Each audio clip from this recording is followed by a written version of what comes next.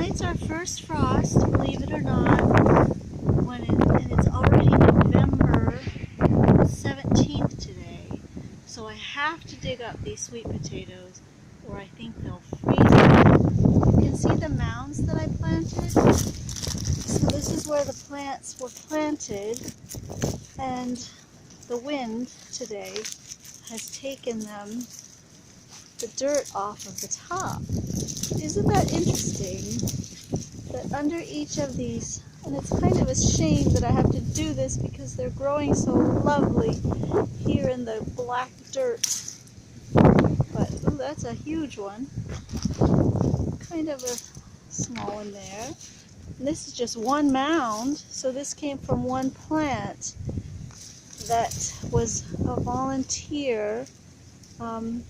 Scott put them somewhere and forgot about them in the reptile building, and so they started to sprout, and so he said, here, plant these. And we had tried for so long, I had tried for so long to sprout them in cups and jars, and nothing worked. And he brought me these from the reptile building. Oops, I just snapped the tip of that one. Oh my goodness, look how big these are. And they have been growing here for 4 months.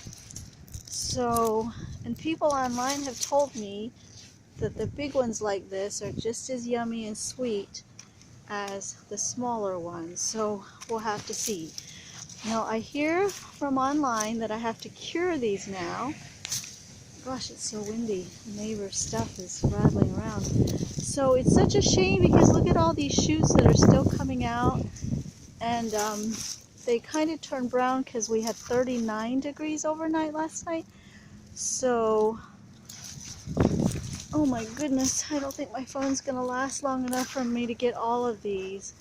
But look how big these are. Holy cow.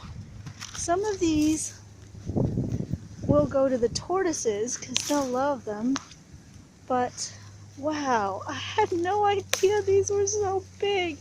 Look how humongous they all are. So everybody, from all the experiments I've seen online, the best way to grow them is just to leave them long enough to get big if you want big ones, and grow them in really good compost with lots of room for the greens to grow.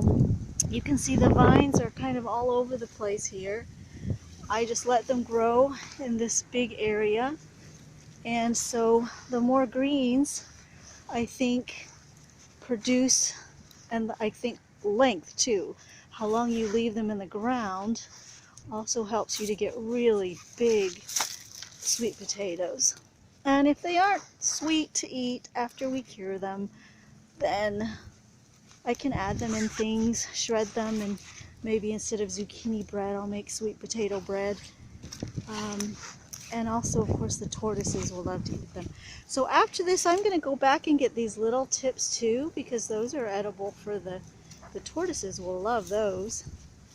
And through the summer, I've gotten a few greens and stir-fried those too, but be careful not to take too many greens so that they can grow. Oh my stars!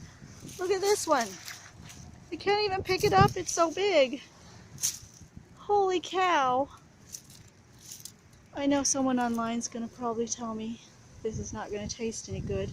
So we'll see. If it doesn't taste good, we have lots of other uses for it.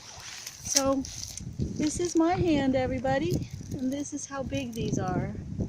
Holy cow. And that's only two plants. And I think I have 4 more to go. And I'm pretty sure that's all. But I'm going to be digging through here, because as the vines grew, they rooted in this mound a little bit, and I'm sure I'll find maybe smaller ones. But look how beautiful this dirt is. This is definitely where I'm going to plant more tomorrow. Oh, I've got to put that worm back in the ground. Sorry, worm, to disturb your home. Okay, I'm going to tackle these others and see how much I get. This is so much fun. So there's another mound here, there's another mound here, another mound there, and there. So I'm pretty sure I planted 6. Scott gave me 6 plants to plant.